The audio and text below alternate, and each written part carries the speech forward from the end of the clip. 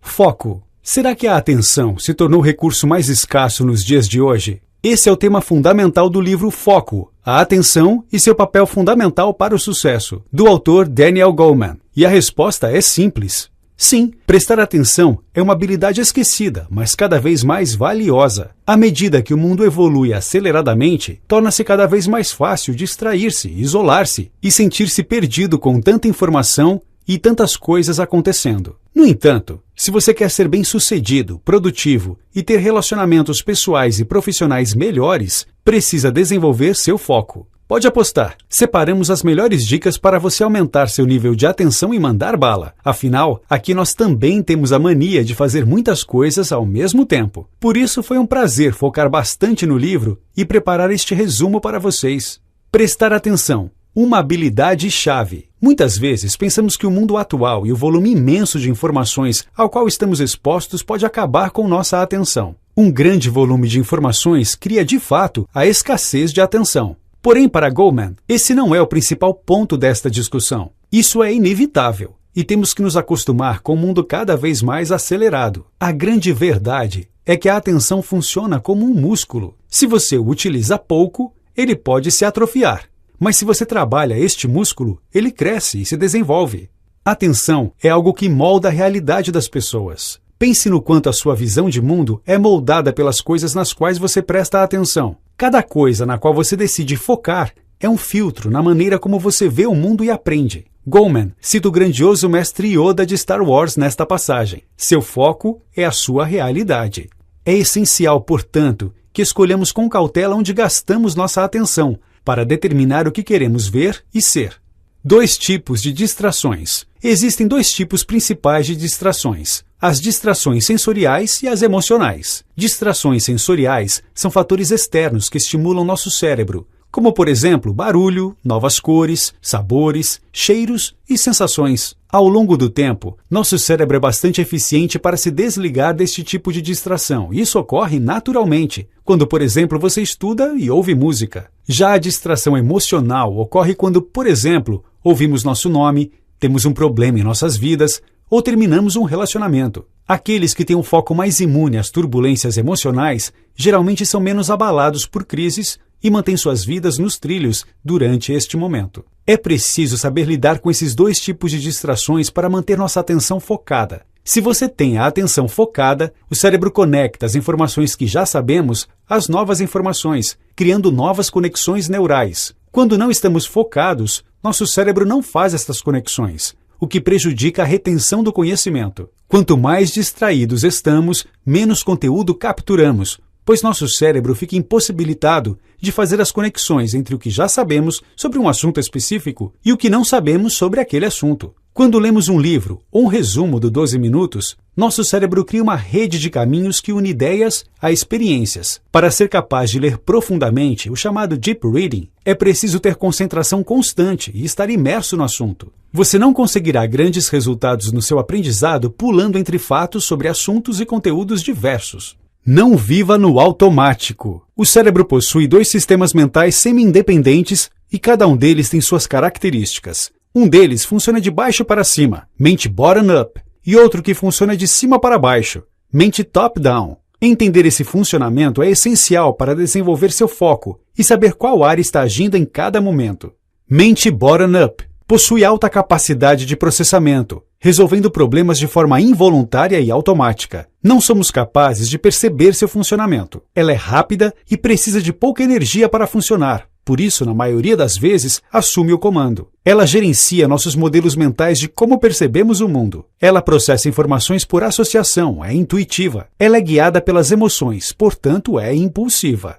Ela funciona em modo multitarefas e filtra nossa percepção para nos mostrar o que ela julga relevante. Essa parte do cérebro começou a se desenvolver milhões de anos atrás, quando nossos instintos principais eram voltados para a sobrevivência. Por isso ela geralmente atua trazendo pensamentos de curto prazo, impulsos e decisões rápidas. Mente top-down. Nossa consciência reside aqui, onde temos controle e a gerenciamos através das nossas intenções. Essas atividades mentais ocorrem no neocórtex, monitoram e podem, de certa forma, direcionar a mente top-down. Ela é mais lenta e consome esforço e energia para ser utilizada. Por isso, ela não é capaz de trabalhar por muito tempo sem pausas. Requer esforço voluntário para ser utilizada. Nela mora o autocontrole, nossa capacidade de sobrepor os pensamentos da mente bottom-up. Ela é capaz de aprender novos modelos, novos planos e parcialmente tomar conta das nossas respostas mentais automáticas. Consegue processar apenas uma informação de cada vez e precisa analisar bastante antes de chegar a uma resposta. Ela se desenvolveu centenas de milhares de anos depois da mente bottom-up, dando ao ser humano a capacidade de refletir, conhecer-se, decidir e planejar. O objetivo do seu cérebro, quando se defronta com um novo estímulo, é distribuir tarefas mentais entre os dois sistemas acima, com o menor esforço possível e ter o melhor resultado. Quanto mais desenvolvemos uma habilidade e a transformamos em um hábito ou uma rotina, mais ela é passada da mente top-down para a mente bottom-up. Já ouviu falar de atletas que fazem um exercício tantas vezes que ele acaba ficando na sua memória muscular? Na verdade, o fenômeno que ocorre é o cérebro deixando essa repetição cada vez mais automatizada. Essa automatização libera nossa atenção para que possamos aprender coisas novas e nos desenvolvermos. Assim, um dos segredos de desenvolver seu foco é simplesmente transformar suas principais atividades em hábitos e fazer com que seu cérebro bottom-up consiga assimilá-los. Quanto mais você expõe seu cérebro a um volume maior de informações, sua capacidade de controlá-lo fica reduzida. Quanto mais distraído você está, mais propenso a erros, cansaço mental e estresse. Os circuitos bottom-up absorvem hábitos rápido e silenciosamente durante o dia. E embora isso seja útil se você tem bons hábitos que quer desenvolver, caso você tenha uma má rotina e muitas distrações, esse sistema também pode assimilar estas situações e entendê-las como rotinas, que criamos inconscientemente. Existem muitas armadilhas para sua mente bottom-up, muitas vezes utilizadas até mesmo por campanhas publicitárias. Lembra daquela modelo sorrindo no comercial de bebidas? Sim, a ideia é que você associe isso ao hábito de beber, e assim, beba mais. Devagar e ter um foco solto também tem seu papel. Nem sempre pode ser valioso ter o foco limitado a uma única coisa, ou toda a atenção voltada somente para um único objetivo. Manter seu foco aberto e manter seus pensamentos à deriva também tem um papel importante. Porém, em vez de divagar em direção a algo perdido, é sempre possível ir na direção de coisas que sejam valiosas e daí surgirem grandes insights. Obviamente, é cada vez mais difícil ter tempo para ficar sozinho com você mesmo, relaxar e refletir, mas é muito importante que você tenha estes momentos, pois eles são capazes de aumentar dramaticamente seu potencial criativo e sua imaginação. Para tarefas simples, que demandam pouco foco, como por exemplo, colar envelopes de cartas, vale a pena deixar sua mente à deriva e abrir espaço para divagações. É claro que para muitos isso pode ser desafiador. Pessoas acostumadas com rotinas extremamente corridas, executivos e profissionais da informação, muitas vezes têm dificuldades para se desligar do assunto em foco e explorar novas ideias, possibilidades.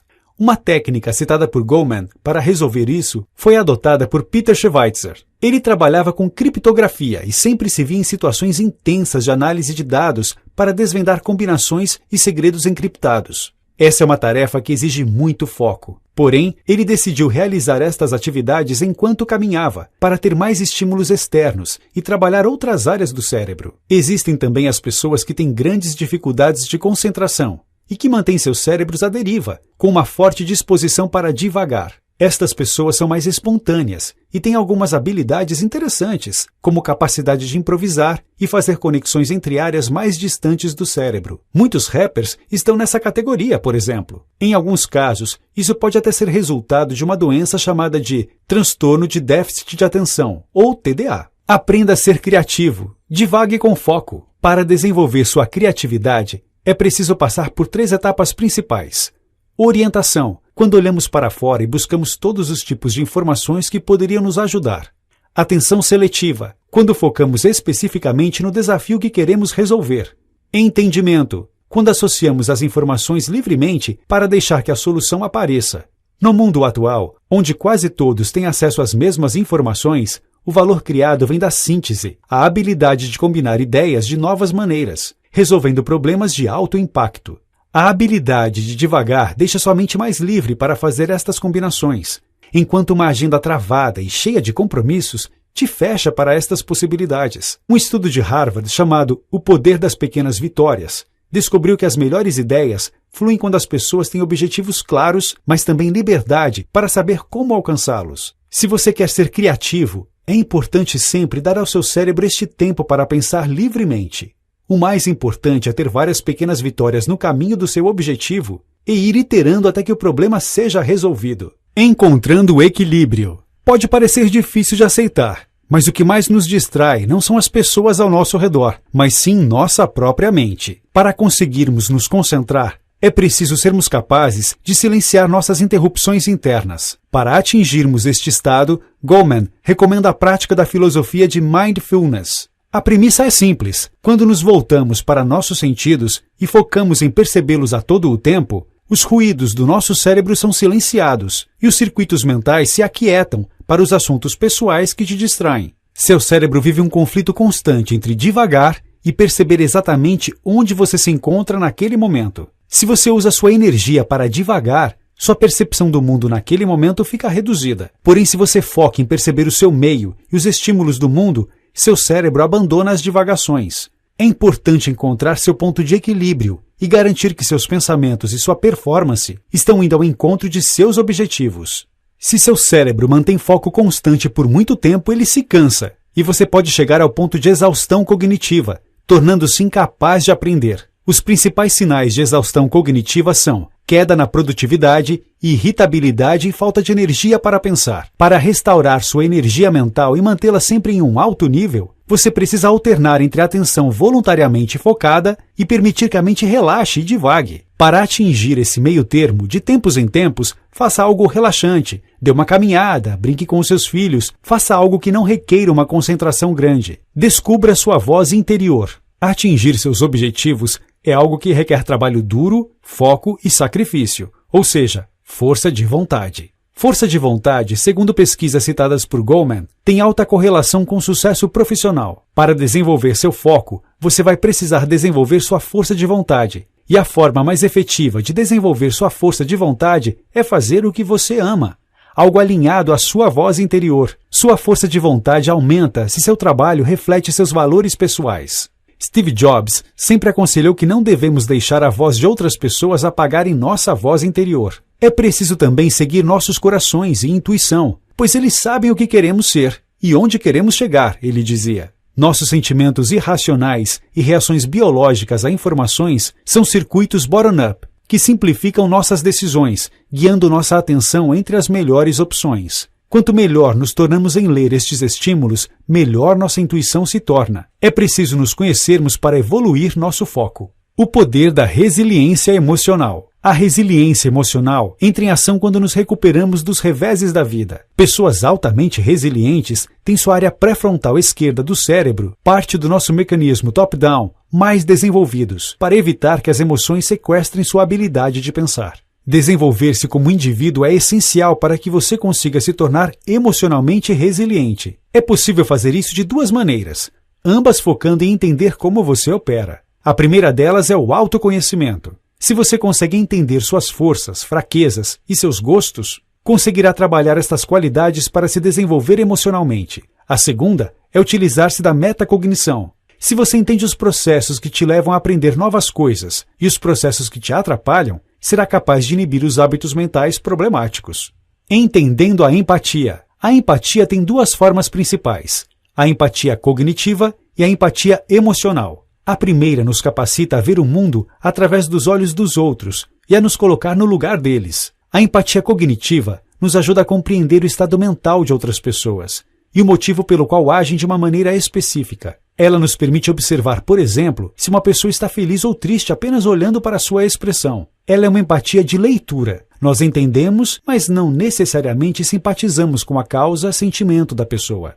Psicopatas, por exemplo, usam este tipo de empatia para manipular pessoas de acordo com seus interesses. Já a empatia emocional nos permite sentir o que os outros estão sentindo. Ela é um fenômeno físico que faz com que nos sintamos tristes e felizes a partir de um estímulo de outra pessoa. Este tipo de empatia se baseia no compartilhamento real do sentimento com a outra pessoa. Entender como funciona a empatia é essencial para desenvolver nossa habilidade de foco, pois quanto mais empatia temos com a outra pessoa, mais ela sente que nos importamos e mais ela se sente ouvida. No entanto, existem momentos em que precisamos nos isolar das emoções derivadas da empatia para nos mantermos calmos e concentrados no que precisa ser feito, mesmo com complicações emocionais. Entenda o sistema como um todo. O ser humano é uma criatura que, por natureza, pensa no curto prazo. Temos o hábito de focar no imediato e esquecer o longo prazo, não adotando um modelo de pensamento sistêmico, no qual temos uma visão do todo. Essa predisposição é inata e vem da nossa mente bottom-up. É preciso treinar nossa mente para que ela sempre leve em consideração esse contexto mais amplo, pois quando tentamos resolver um problema focando somente no resultado a curto prazo, acabamos chegando a soluções parciais e temporárias. Um exemplo interessante disso, adotado por Goleman no livro, é o problema dos engarrafamentos. A solução de curto prazo é simples, apenas aumentar a largura das estradas. Mas, a longo prazo, os engarrafamentos voltam a acontecer e o transporte de massa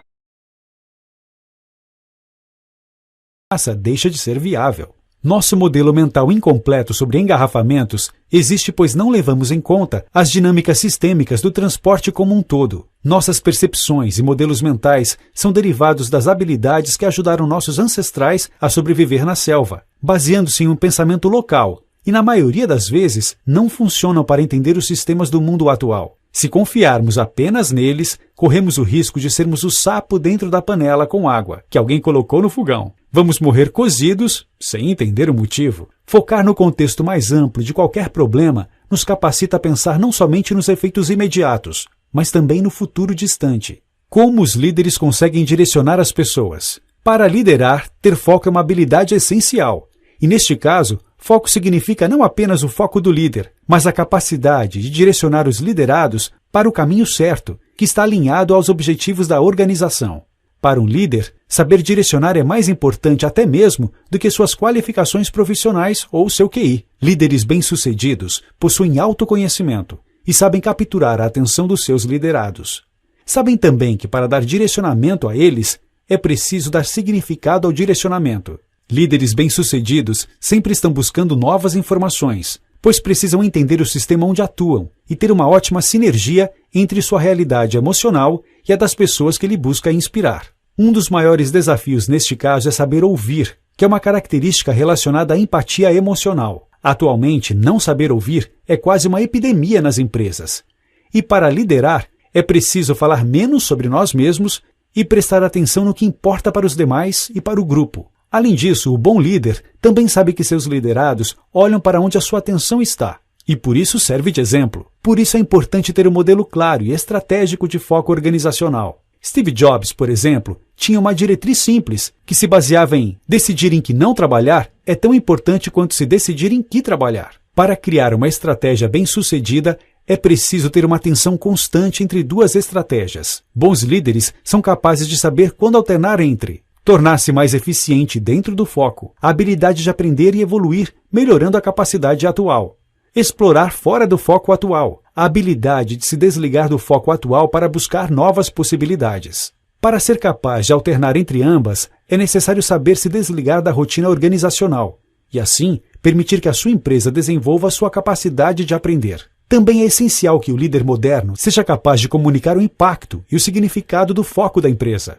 Líderes inspiradores lutam para empoderar e contribuir com seus funcionários e a comunidade. Um bom líder sempre foca em identificar e desenvolver o potencial de outras pessoas. A fábrica de brownies Greystone Bakery, localizada em uma área pobre do Bronx, em Nova York, tem uma história inspiradora. Ela só contrata pessoas que não conseguem encontrar trabalho e não seriam normalmente aceitas pelo mercado de trabalho. Eles têm um slogan que comunica seu propósito, seu significado para o mundo. Nós não contratamos pessoas para assar brownies. Nós assamos brownies para contratar pessoas. Líderes que não possuem empatia são incapazes de ver seu impacto na vida dos outros e no sistema onde estão inseridos. O que te torna um bom líder? Uma vez que você adquiriu empatia, autoconhecimento e é capaz de influenciar as pessoas, como se destacar e ter certeza de que se tornou um bom líder? Na prática, é ser capaz de mentorar e aconselhar seus liderados com maestria. É preciso sempre ter em mente que você é capaz de articular com energia para seus liderados uma visão autêntica dos motivos pelos quais vocês estão tomando esta direção e deixar claras as expectativas para eles. Entender, se importar de verdade com o que as pessoas buscam em suas vidas, carreiras e no seu trabalho. E a partir daí, dar seus conselhos, ouvir conselhos e a experiência, sempre colaborar com o time e saber usar o consenso quando necessário.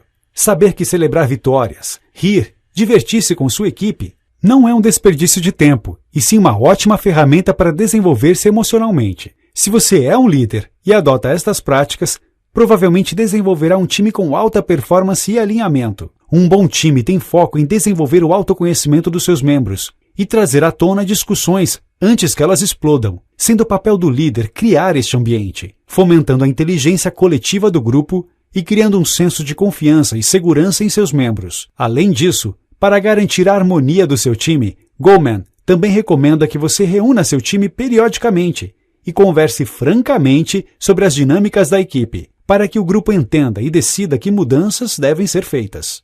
Notas finais. Este é, na nossa opinião, um dos livros mais fantásticos sobre foco e liderança já escritos. Se você chegou aqui, provavelmente achou este resumo grande demais, ao menos para um resumo, e pedimos desculpas por isso. Para nós, as lições-chave deste livro são: entenda como seu cérebro funciona, saiba quando você está no controle e quando não está, para poder se concentrar melhor.